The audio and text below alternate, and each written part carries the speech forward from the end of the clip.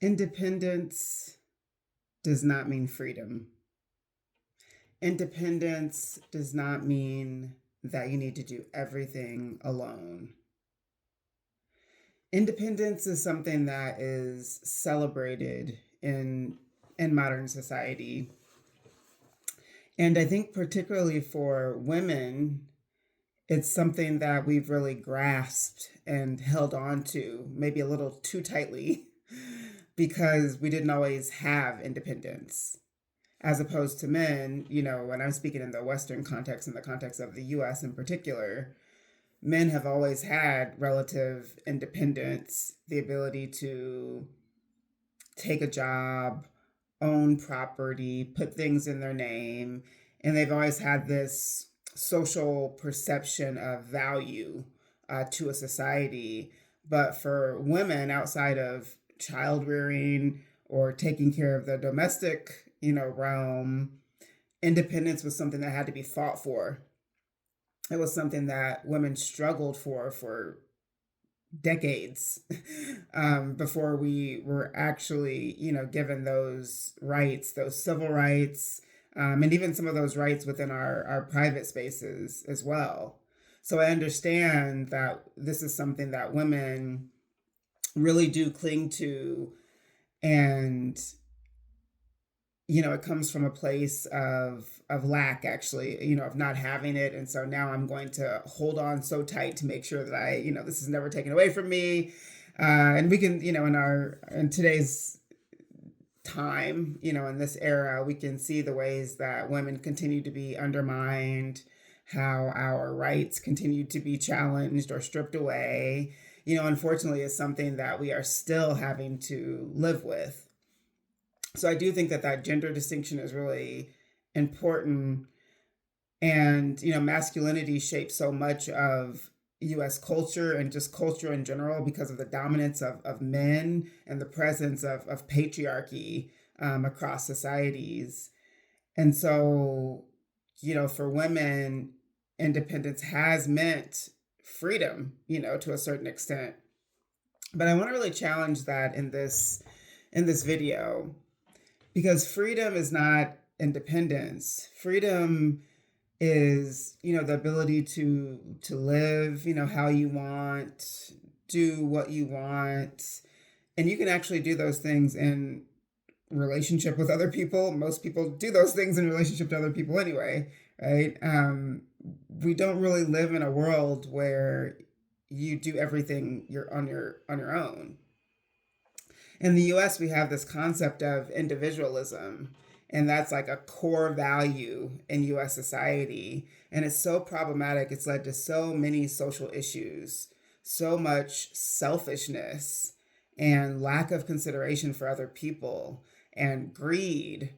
That's really been a huge part of the position, that our society is in within the US, where there are these huge disparities in wealth, huge disparities in health outcomes, how people live, their mental health, all of these different things. There's these huge social disparities and inequalities because it is such a self-centered, individualistic society where we're taught from babies essentially to look out for yourself first. Take care of yourself, take care of your family, your loved ones, the people that are important to you, and everyone else can figure things out on their own. And this is something that's fostered through the socialization process that we all go through. Even when you're a toddler, your parents or guardians' response to you falling, or your the response to you wanting to have something, or sharing if there are multiple children in the home, and all these sorts of things where you're taught to that this is your stuff, this is your blanket, your toy, right, and this is theirs. There's this idea of like mutuality across things and items. They're all supposed to be ours. We're very possessive about the things that we have. And so it's really fostered a culture of a lot of selfishness and greed, and independence is wrapped up in all of that. In my opinion, it's very much connected to conceptions of individualism and ideas about freedom. But individualism is a social construct, in itself, because it's not something that actually exists. It is a something that you can foster, and we do see that, which is, again, why we live in the society that we live in, where there is such social neglect because people just don't care enough, right, about other people. But it's also a social construct because it goes against everything that's natural. You're born into a family or some sort of environment with other people, right? It takes a person it takes two people actually to bring you into the world in the first place. And then you enter the world and you encounter all of these other people's medical professionals, your parents, your, extended family members, loved ones, friends, right? They're all in that space with you, as a baby, as a child, a toddler, a youth. We're always connected to other people. And so that makes the idea of individualism really false, but it's become a reality through the way that it's been constructed, within our culture, and the way that it's been idealized as a, place that's kind of a cultural value in the U.S.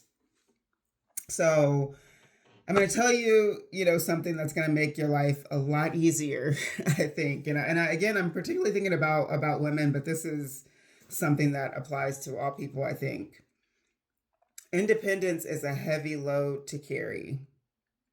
And it's not that there's anything wrong with it. I am someone that I would consider myself independent. I pay my own bills currently without any, support. I bought my own car. I have my own job, et cetera, et cetera, et cetera. I am a person that is independent. And I value that. And I think that's very important, especially as an adult, that you do gain the ability to be able to take care of some things on your own and manage some things on your own. But we have to understand that we are always in connection to other people. When I go to my work that helps me to pay my bills on my own, I'm working within a whole network of people. Jobs don't operate on their own or in isolation. There's teams, there's structures. I've made a series of videos about this, about the organizational structure and dynamics of work. And a lot of those things exist in our personal lives as well, in our personal realms of life. So we're never operating in isolation. We actually need other people to progress in life. And even on a developmental basis, we need other people.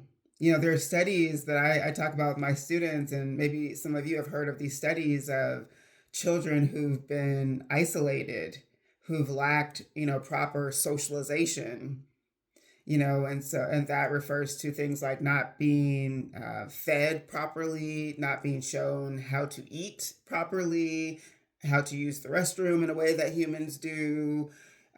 These children were neglected in the way that people just didn't pay a lot of attention to them. They didn't have a lot of social interaction. People didn't speak to them very regularly. So they didn't develop, speech in the same way they were supposed to. They couldn't walk in the way that they were supposed to. They developed all kinds of physical and mental handicaps because of that neglect. And I'm thinking about the cases of Annie and Isabel in particular, and you can look those things up. But they were discovered by caseworkers, I think, when they were both around 7 years old, and they were in, almost to the point of death, essentially, because of the extreme neglect and isolation that they had faced. And what the source of that was the fact that they weren't interacting with other people. They didn't have human interaction. We actually need that. It's what actually makes us human.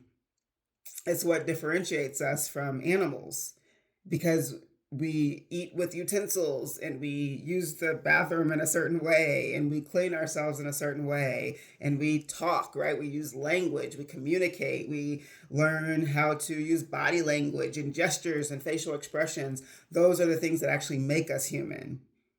And those are things you can't learn without interaction with other humans. So it's just really kind of fascinating to think about that. And again, I'm a person that loves time alone. I think it's very important to actually be able to spend time with yourself and learn yourself in a very intimate way.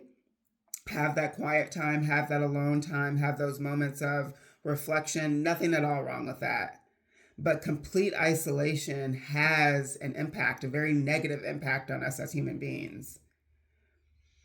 And even thinking about, the COVID-19 pandemic and the way that we were forced to isolate ourselves, that destroyed the mental health of so many people. That was so difficult for so many people.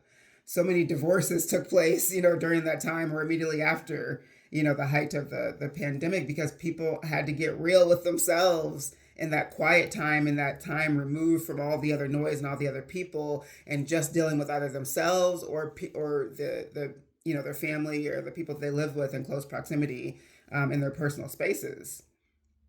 And that was really difficult for people to do.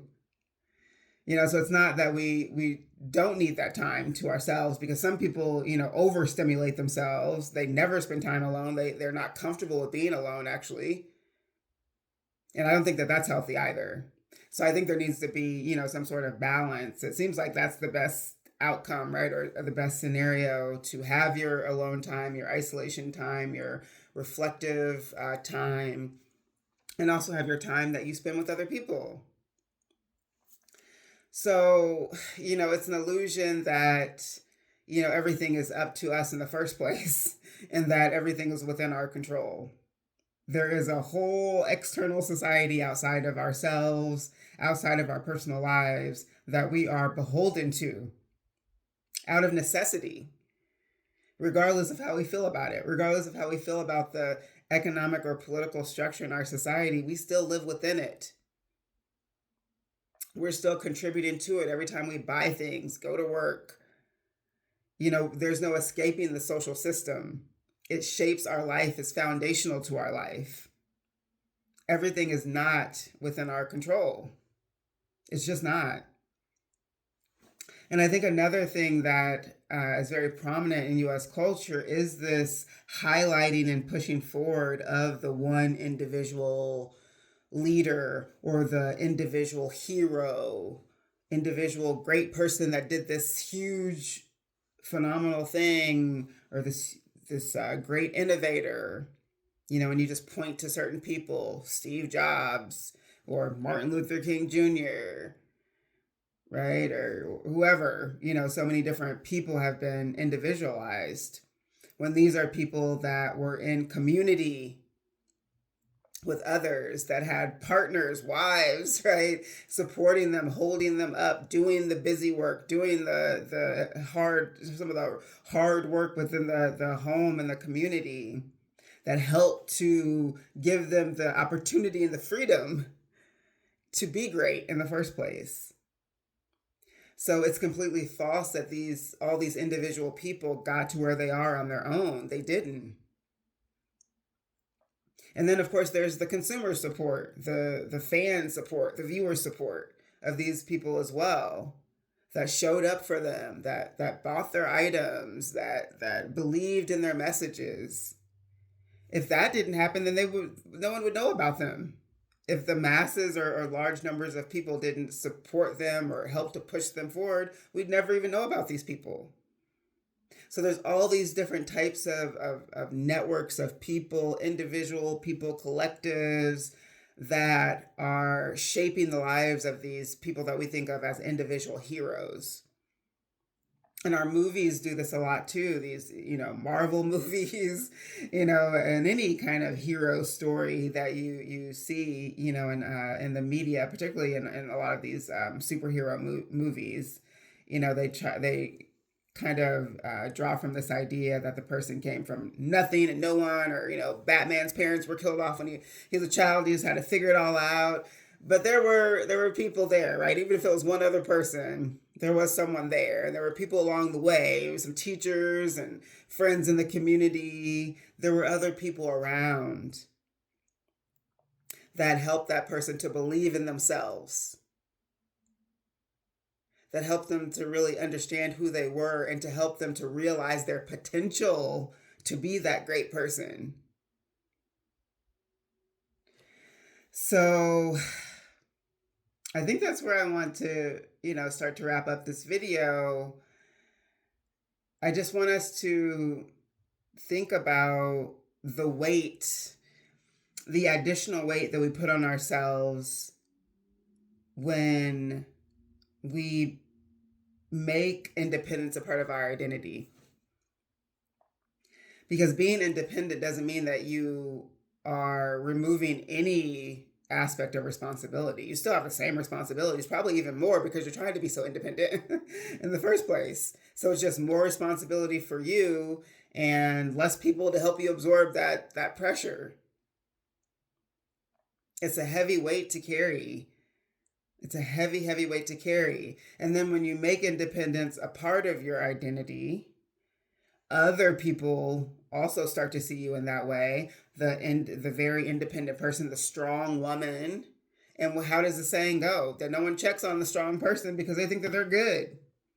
Their last few social media posts look great. They can't be having any troubles or doubts or questions. They have everything figured out. Because what independent and strong people aren't going to do is expose their weaknesses, is tell everyone about how they cried for 2 hours the night before they made a major move or made a major decision. We're not sharing those things. We're only sharing the things that make us look strong and independent. And so we're continuing to reinforce this identity that we've internalized, that other people have started to expect from us, and relinquishing all the support that we could potentially have.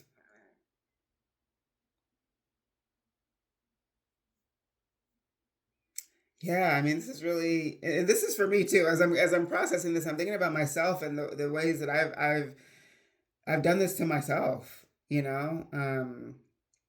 This idea that I can just like do everything on my own, and I can do a lot of things on my own, and I'll continue to do that. I can do a lot of things with me making decisions, that are propelled by me, that sort of thing, not completely on my own.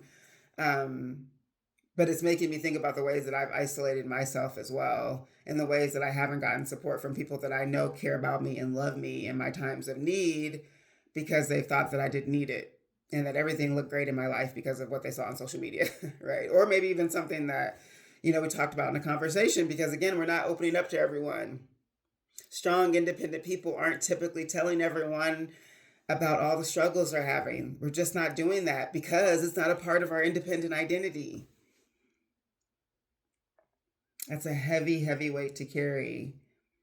And it leads to a lot of burnout and personal disappointment that's really displaced because there's nothing wrong with you.